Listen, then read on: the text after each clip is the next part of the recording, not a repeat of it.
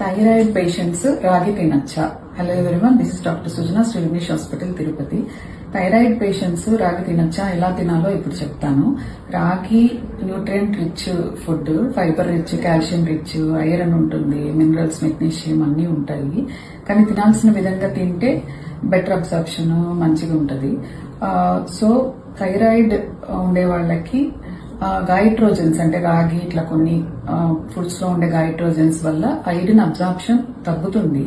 అందుకే వారానికి 2-3 సార్లు అలా తక్కువగా తినమని చెప్తాము, ఎందుకంటే ఐరన్ అబ్జార్ప్షన్ ని అడ్డుకోకుండా. సో ఎలా తినాలి అంటే సోక్ చేసుకుని, ఫెర్మెంట్ చేసి, స్ప్రౌట్ చేసుకుని ఇలా తినడం వల్ల అందులో గైట్రోజన్స్ తగ్గుతాయి.